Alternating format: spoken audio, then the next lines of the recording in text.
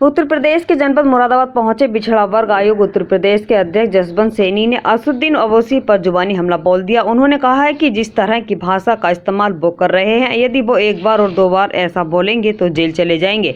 उन्होंने कहा है कि ये उनकी मानसिकता है, उनके भाषा के स्टार पर क्यों जाएं, एक दो और बार बोलेंगे तो जेल चले जाएंगे। उत्तर प्रदेश के सैनी भाषा ट्रस्ट की ओर से जनजातीय समाजसेवी सीनियर सिटीजन सम्मान समारोह का आयोजन किया गया था, जिसमें सीनियर सिटीजन्स और सम्मानित किया गया। आयोजित कार्यक्रम में मुख्य अतिथि के तौर पर पहुंचे उत्तर प्रदेश के पिछड़ा वर्ग आयोग के अध्यक्ष जसवंत सैनी ने ओवैसी पर हमला बोलते हुए कहा कि जिस तरह से ओवैसी बयानबाजी कर रहे हैं वो उनकी मानसिकता दर्शाता है और उनकी बातों पर नहीं जाना चाहिए, लेकिन यदि एक दो बार और बोलेंगे तो जेल चले जाएंगे। तो वही कांग्रेस पर हमला बोलते हुए कहा कि जिस तरह के कांग्रेसी काम कर रही है उनकी मानसिकता दर्शाता है और यही वजह वो आज उनकी ये दर्शाता है। सम्मान समारोह का एक आयोजन किया गया है, क्या मकसद है कि चुनाव से पहले का एक क्या कहना चाहेंगे?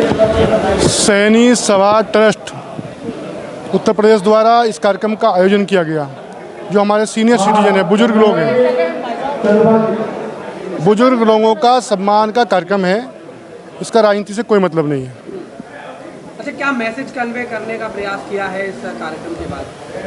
इस कार्यक्रम के बाद ये है कि हमारा समाज के जो नौजवान हैं वो अपने बुजुर्गों का सम्मान करें और बुजुर्गों की सेवा में अपना सबको प्रयास करें। उत्तर प्रदेश में 2022 का इलेक्शन है, उसकी कैसी तैयारी, क्या स्थिति है पिछड़ों को लेकर?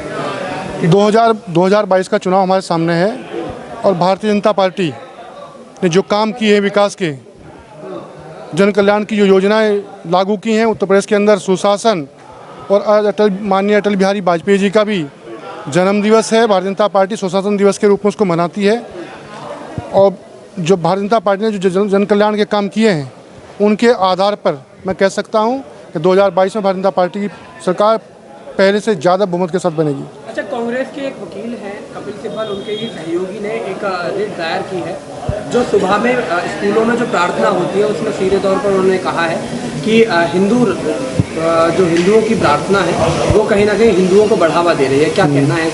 उन्होंने इसके खिलाफ में रिट दायर। ऐसा कोई प्रार्थना है, प्रार्थना तो प्रभु की करते हैं हम सब लोग, तो वो हिंदू मुसलमान की प्रार्थना थोड़ी होगी। तो वो अपनी घटिया उनकी मानसिकता है और ऐसी मानसिकता के कारण ही आज उनकी दुर्दशा हुई। अच्छा, इस वक्त अगर स्थिति पिछड़ों की माने, यूपी का इलेक्शन है, कहीं ना कहीं पिछड़ों को महत्व दिया जाना चाहिए, क्या लगता है आपको? क्या किस तरह की तैयारी है? देखिए, भारतीय जनता पार्टी ने पहली बात तो यह है कि सबका साथ सबके विकास के आधार पर काम करती है। दूसरी तरफ यह है कि पिछड़ों को सम्मान देने का काम अगर किसी पार्टी ने किया तो उसका नाम भी भारतीय जनता पार्टी ही है। पिछड़े जो हमारा आयोग है राष्ट्रीय स्तर पर, उसको संवैधानिक दर्जा देने का काम 70 साल तक इन लोगों ने नहीं किया। उसको संवैधानिक दर्जा देने का काम माननीय नरेंद्र मोदी के नेतृत्व में हुआ। नीट की परीक्षाओं में पिछड़ों को आरक्षण की व्यवस्था लागू की गई और उत्तर प्रदेश के अंदर भी 4.5 लाख नौजवानों को रोजगार दिया। उसमें किसी जाति धर्म के आधार पर नहीं, जो योग्य था उसको। और पहले क्या था, सूचियाँ कहीं और बनती थी बैठ करके और पिछड़ों के नाम पर जाति विशेष के लोग आ जाते थे। आज जो योग्य है वो किसी भी जाति धर्म का है, किसी भी उसका है, उसको बराबर उसका हक भी मिला और उसको सम्मान भी मिला। अच्छा, इसके अलावा एक सवाल, आखिरी सवाल है मेरा। ओवैसी हैं, उन्होंने एक बयान दिया है, उनका कहना यह है कि हमेशा